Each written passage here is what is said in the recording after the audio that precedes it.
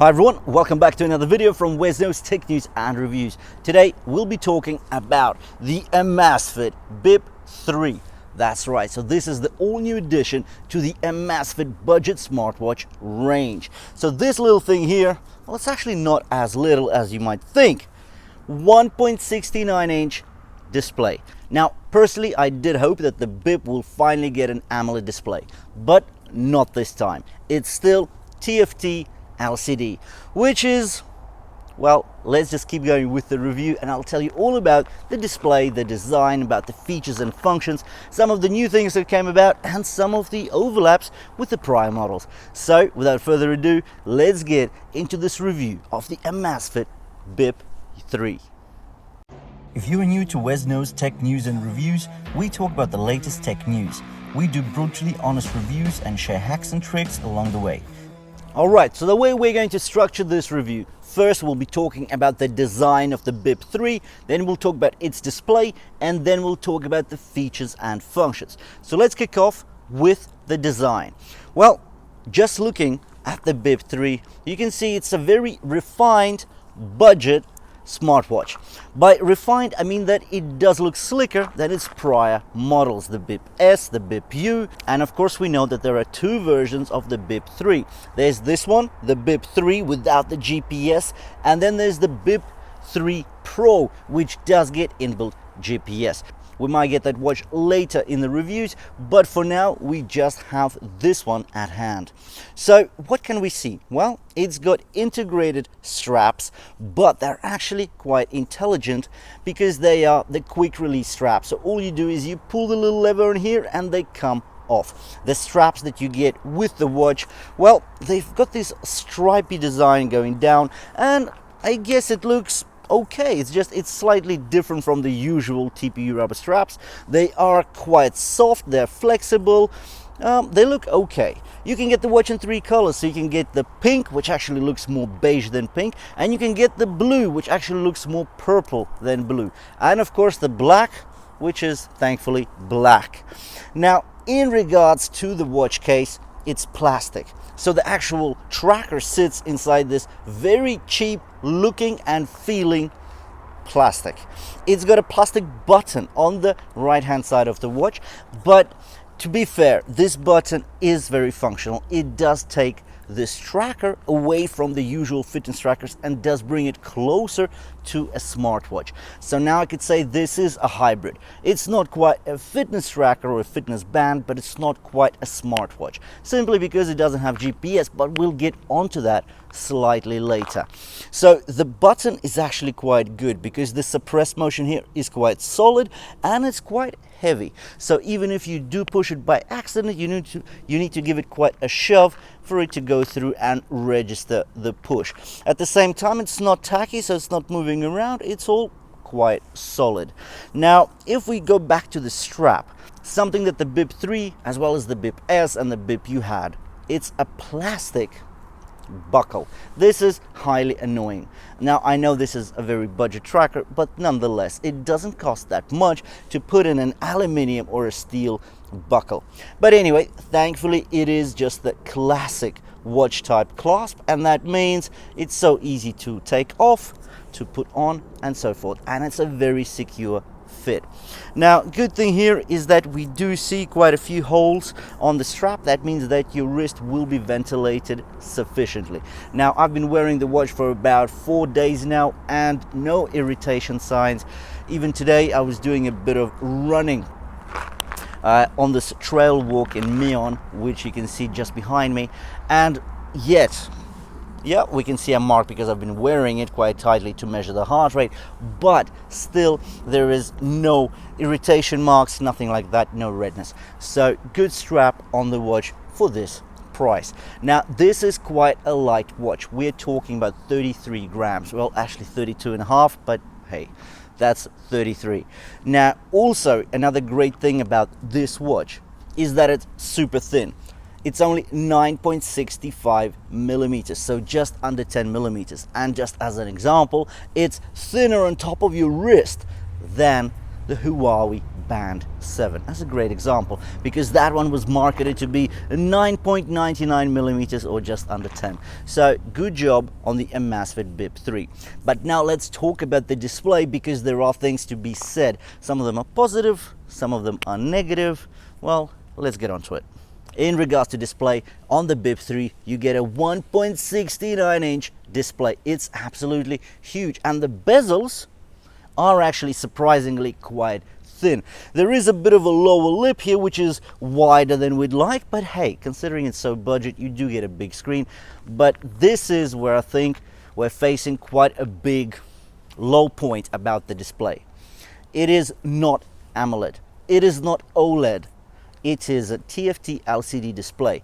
And the worst thing about this, so considering it's LCD is bad enough, but it's actually very low res. We're talking about 237 ppi, or just under 240 ppi. So this is quite low for such a large face. So it's got a huge display. Well, I can't say that any of the icons or images are pixelated. They're not. But hey, we're just used to all these resolutions now. So even on the much more cheap trackers, you still get your 286 ppi, 296 ppi, you get the 306 ppi. But really, when you see something like 240 ppi, that is just not good enough. It just doesn't cut the mustard these days. Anyways, but on top you do get tempered glass, so it will save you from the more easy scratches, more of the usual day-to-day wear, so you're protected with that.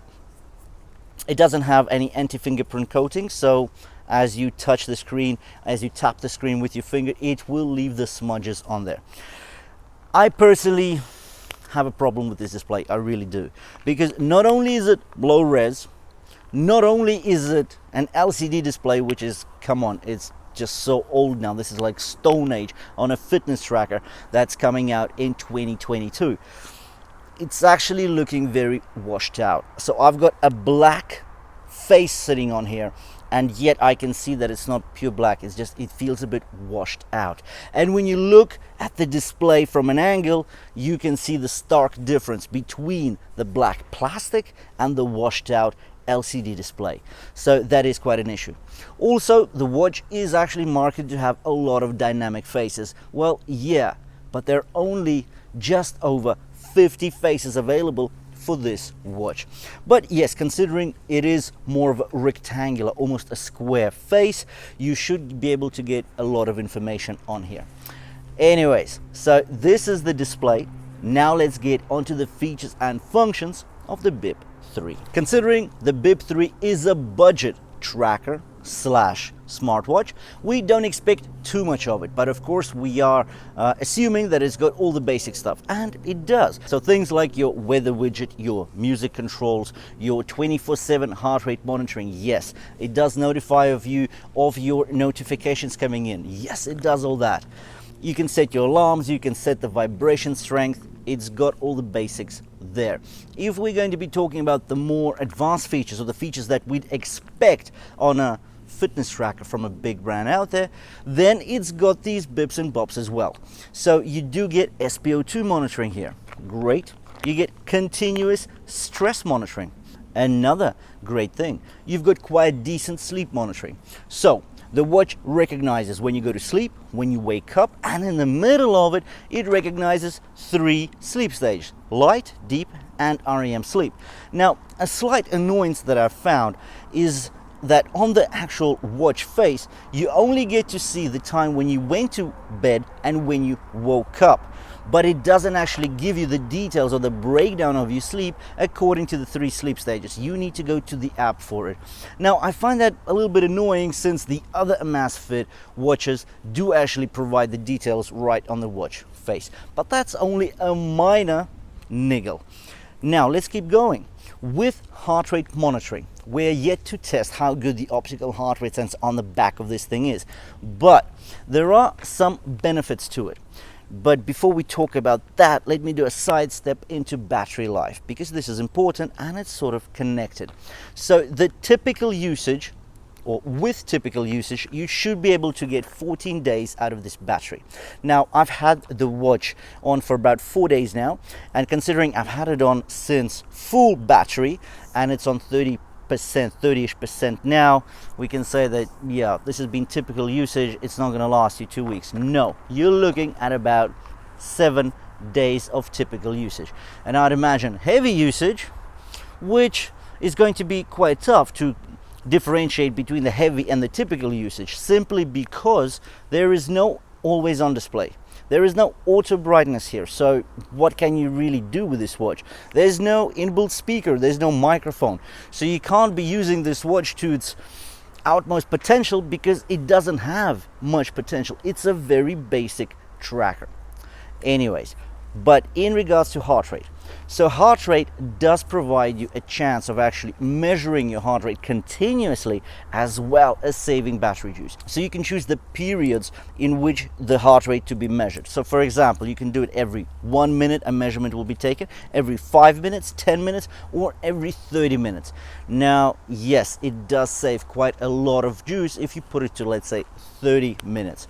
But I think that's not very accurate, so I set mine to every 5 minutes. The great thing about this tracker is that, like any Amazfit smartwatch fitness tracker out there, you do get PAI, your personal activity index. Now, I've been doing quite a few videos, especially in the last couple of days, about the PAI and why I think it is such a great feature. So if you haven't seen that video, please go back a couple of videos and watch the video on PAI and why it's so important and such a great feature.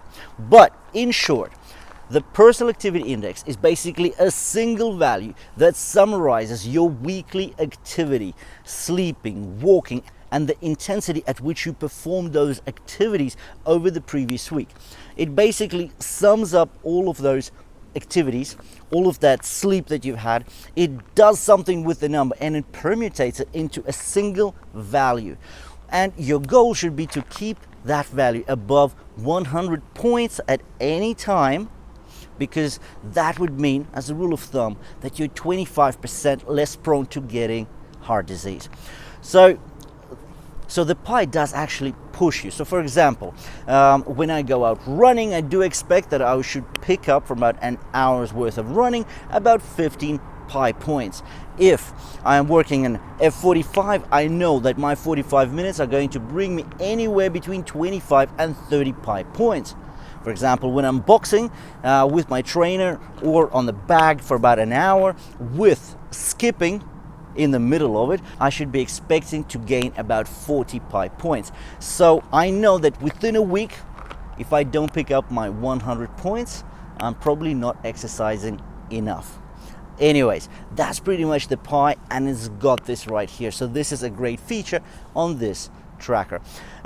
This tracker is 580 and water resistant, so you can take it to the pool with you. It's got the pool mode, so you can go in, you can actually adjust the pool length. It will recognize your breaststroke, your backstroke, your freestyle, so no issue there. You can take it swimming.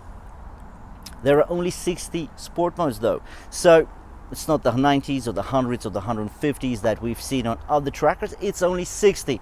Slight disappointment, because the previous Bip, the Bip U, had also just 60 sport modes. So I don't think that enough was done to actually push this tracker forward. And in general, I just don't feel that this tracker has brought much new technology to the market. It's pretty much the same old tracker. The only good thing is that the price remains at just 50 quid or around 60 bucks. I think that's its strongest sell point actually. Now, anyways, I think I've said pretty much everything I could muster about the Bip 3. I know that this hasn't been exactly a very positive review, but hey, if you've been watching Wes Knows, you know that I am brutally honest. I say it how it really is. And unfortunately, sometimes I do say quite a lot of truth, but hey, I'm not sponsored by the big tech companies. I buy all these watches myself, I test them myself, and I pretty much say what I think. Anyways, so here we go. I think that the Bip 3 is a decent fitness tracker if you get it for a good price. Let me just summarize. It's a very budget tracker. It looks budget, it feels budget, its features and functionalities are also very budget, in fact, too budget. Thanks for watching. If you did enjoy it, if you want to see more of the tests, the comparisons, you know what to do. Please hit the red subscribe button below the video, and I'll see you in the next one.